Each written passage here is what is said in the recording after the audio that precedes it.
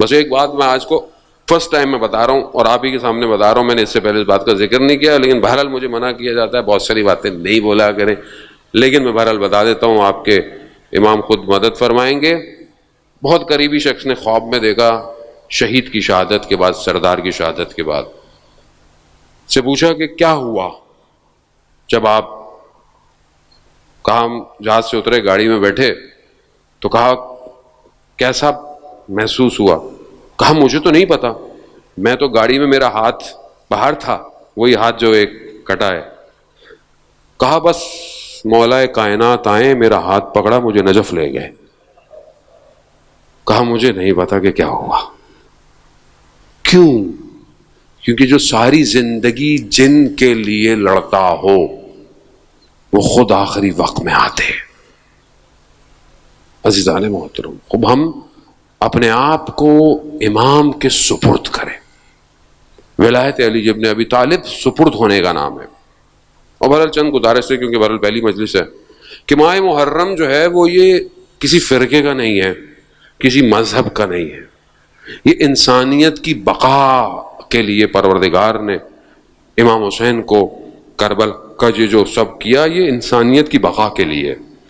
تو خدا کے لیے کوئی ایسا کام مجلسوں میں نہ کرے، عزاداری میں نہ کرے، کسی طریقے سے نہ کرے کہ کوئی اور امام کی مجلس سننے نہ آئے، کسی اور کو ہم روکیں نہ، اس کو اوپن رکھیں، کیونکہ یہی مجلس جو ہے یہی اس آخری فرزند سے جوڑے گی جس کا بشریت انتظار کر رہی ہے۔ اگر آج ہم نے راستہ روکا تو کل امام ہم سے سوال پوچھیں گے کہ تم کیوں ایسی باتیں کرتے تھے جس سے دوسرے لوگوں کی دل کی آزاری ہوتی تھی؟ تم ہمارا ذکر کرو، تم ہمارے فضائل کرو، کہ کم ہے کیا؟ اور محبت کا پیغام دو، دعوت دو، اور کوئی چیز فارورڈ نہ کریں، خدا کے لیے فارورڈ نہ کریں۔ اس مہینے کے اندر اس نے یہ کہہ دیا، اس نے یہ کہہ دیا، اس نے یہ لکھ دیا، اس نے وہ کر دیا، فارورڈ کیوں کر رہے ہیں؟ فارورڈ فتنہ ہوتا ہے محرم سے پہلے، محرم کے اندر، تاکہ آپ اصلی ہدف کے بجائے، مقصد امام حسین کے بجائے ان چیزوں میں انوالو ہو جائیں۔ سمجھنے کی کوشش کریں، دشمن کو پہچانیں۔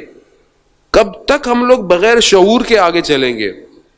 آج صبح سے ایک میسج آیا جا رہا ہے، ہر بندہ بھیجے جا رہا ہے، جنگ میں یہ چھپ گیا، جنگ میں وہ چھپ گیا۔ بھائی جنگ پڑھتا کون ہے؟ کسی کو کوئی بھی نہیں پڑھتا۔ مجھے پتا ہے جتنوں نے بھیجا کبھی جنگ دیکھا بھی نہیں ہوگا زندگی میں، لیکن ہم نے دنیا کو بتا دیا کیا چھپا ہے اس میں۔ بھائی ان کا ہمیں پتا ہے پہلے سے، کیوں ٹینشن لیتے؟ آپ اپنی ذمہ داری نبھائیں۔ میں بہت زیادہ زوم باتیں نہیں کرتا حالات کی، لیکن مجھے کسی نے بولا صاحب بولے، شعور ضروری ہے معاشرے میں، اور اپنی اس انگلی کو نا محرم کے دنوں میں تھوڑا کنٹرول میں رکھیں۔ جو آتا ہے فارورڈ نہ کریں، خدا کے لیے نہ فارورڈ کریں، خود سن لیں، ٹھیک ہے، کافی ہے۔ اگر اچھی چیز ہے بسم اللہ، اگر ایسی چیز ہے جو امام حسین سے، خدا سے، رسول سے دور کر رہی ہے، تفرقہ ڈال رہی ہے، اختلاف کا باعث بنے گی، کسی کی دل آزاری کا باعث بنے گی، نہ شیئر کریں، وہیں روک دیں۔ آپ یقین کریں فتنہ وہیں ختم ہو جائے گا۔ سمجھنے کی کوشش کریں، ہم لوگ آرٹیفیشل انٹیلیجنس کے دور میں زندہ ہیں، جہاں پر الگوریتھم کام کر رہے ہیں، جہاں پر ہماری لائکس ڈس لائکس کو دیکھ کر ہمارے معاشرے کے لیے اسٹریٹجیز ڈیزائن ہوتی ہیں۔ میں آپ کو مثال دوں، آپ میرے سے ملاقات کریں، ساتھ کہیں بیٹھے ہوں تھوڑی دیر کے لیے، آپ اٹھ کے گھر جائیں، اپنا فیس بک آن کریں، نہ آپ نے میرا نمبر سیو کیا ہوگا، نہ آپ نے میرے سے بات کی ہوگی، کچھ نہیں کی ہوگی، آٹومیٹکلی فیس بک آپ کو بولے گا ڈو یو نو نصرت بخاری؟ کیسے بولتی ہے یہ؟ الگوریتھم وائس فیس ڈیٹیکٹ کرتا ہے، اتنا اسمارٹ ہے وہ۔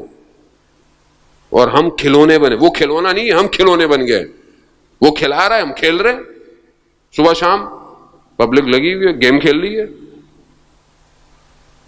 نیٹ فلکس دیکھ رہی ہے، یوٹیوب دیکھ رہی ہے، فلانا دیکھ رہی ہے، اور ایک نیا ٹرینڈ ہے، ہر چیز اچھی بات ہے، اگر کوئی اچھی چیزیں بناتے ہیں بری بات نہیں ہے، میں نہیں کہہ رہا استعمال نہیں کریں، لیکن کس کے لیے کر رہے ہیں، کیوں کر رہے ہیں؟ خدا کے لیے۔ اپنی ان صلاحیتوں کو خاص طور پہ جوان سنبھال کے رکھیں وقت کے امام کے لیے، اور یہ تبھی ممکن ہوگا کہ جب آپ تنہائی میں خدا کو سجدہ کریں گے، آپ کا باطن پاک ہونا چاہیے، آپ کا امام سے رابطہ ہونا چاہیے. کیسے کریٹ ہوگا؟ 100 سال پہلے، تقریباً 100 سال کا عرصہ ہے آیت اللہ قاضی طباطبائی کا. ان کے دور کے اندر ایک اس زمانے میں گزارے ہندوستان ہی ہوتا تھا. ایک طالب علم آیا نجف کے حوزے میں، کچھ عرصہ گزارا اس نے. اس زمانے کے جو سب سے بڑے مراجع تھے ان کا انتقال ہو گیا. اب اس نے کہا کہ میں کس کی تقلید کروں؟ تو اس نے کہا کہ مجھے خود امام زمانہ جب تک نہیں بتائیں گے میں تقلید نہیں کروں گا. اب ہمارے بھی کچھ لوگ ہوتے ہیں نا ایسے، ہم تو امام زمانہ کی تقلید کریں گے. تو امام زمانہ ہی کر لیں آپ، مسئلہ نہیں ہے، لیکن تھوڑی سی تقلید مراجع کی بھی کر لیں. امام کی تو کرنی ہی کرنی ہے، ظاہر اصل تو امام ہی ہے ہمارا، لیکن تقلید مراجع کی کر لیں آپ. تو خیر اس نے بولا کہ میں کس مراجع کی تقلید کروں؟ میں امام سے خود چاہوں گا کہ میری مدد کریں. کیا کیا؟ 40 دن مسجد سہلا میں بیٹھ گیا. مسجد سہلا جو مسجد کوفہ کے تھوڑے سے فاصلے پر ہے، جو لوگ جا چکے انہیں پتہ ہے، جو لوگ نہیں گئے خدا ہم سب کو زیارت نصیب فرمائے. مسجد سہلا بہت قدیمی مسجد ہے، یعنی انبیاء کے مقامات ہیں، اور وہاں پر امام کا بھی مقام ہے، آخری امام کا مقام ہے وہاں پہ درمیان میں. تو یہ وہاں بیٹھ گیا اور 40 دن عبادت کرتا رہا. 40ویں دن اچانک سے دیوار سامنے جو تھی وہ ہٹ گئی. ہٹی تو اس نے دیکھا کہ ایک جگہ کھل گئی ہے. یہ گیا، اس نے دیکھا کہ ایک شخص بیٹھا ہوا ہے. شخص کون ہے؟ امام کے 4 نائب تھے غیبت صغریٰ میں، ان میں سے ایک نائب بیٹھا ہوا ہے. اس نے کہا کہ مجھے امام سے کام ہے. کہا جو کام ہے ہمیں بتاؤ، ہم پوچھ کے بتا دیں گے. کہا نہیں، مجھے خود امام سے ملنا ہے. کہا اچھا اندر چلے جاؤ دروازے میں. اندر دروازہ کھولا، اندر گیا، دیکھا کہ ایک اور نائب بیٹھے ہوئے ہیں. ان سے بھی اس نے یہی کہا. انہوں نے کہا کہ میں کر دیتا ہوں. کہا نہیں، مجھے خود امام سے ملنا ہے. ان کا اندر چلے جاؤ. دروازہ کھولا، تیسرا نائب بیٹھا ہوا ہے. خلاصہ بہرحال یہ آخری دروازہ کھول کے جب گیا تو اس نے دیکھا کہ امام تشریف فرما ہے، امام بیٹھے ہوئے. اس نے امام کو سلام کیا، عرض ادب کیا. کہا مولا میں رہنمائی چاہتا ہوں کہ میں کس کی تقلید کروں. مراجع اور بھی ہیں بہرحال. امام نے اشارہ کیا اپنے قدموں کی طرف، تو ایک سید عالم دین بیٹھے ہوئے تھے. اشارہ کیا کہ ان کی تقلید کرو. جب اس نے غور سے دیکھا تو وہ کوئی اور نہیں، آیت اللہ قاضی طباطبائی تھے. اب اس نے دیکھا، اس نے شکریہ ادا کیا، باہر آ گیا. ایک دم وہ دیوار واپس آ گئی. اب وہ خوش کہ مجھے تو جواب مل گیا. مسجد سے نکلا، جانے لگا. ظاہر جنگل ہوتے تھے پہلے، راستے ایسے تھے ہی نہیں.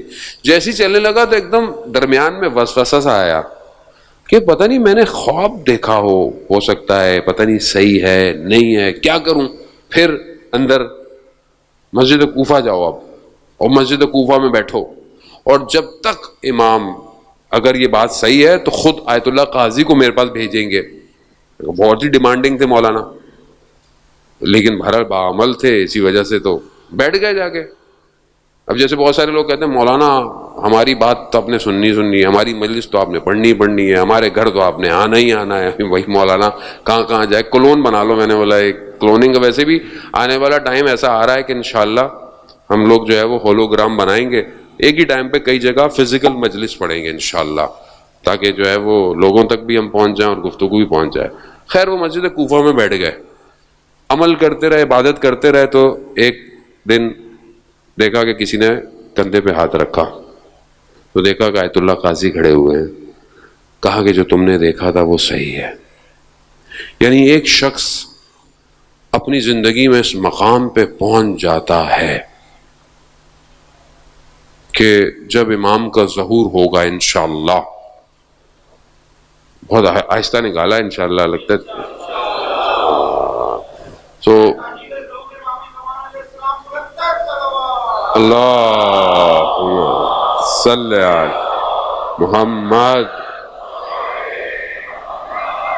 امام کا ظہور ہوگا اور امام کے پاس ان کے اصحاب پہنچ جائیں گے. وہ روایت آپ نے سنی ہوئی ہے، چوتھے امام سے بھی ہے، 5ویں امام سے بھی ہے، کہ وہ ایک قدم بڑھائیں گے تو اگلا قدم امام کی خدمت میں پہنچ جائیں گے.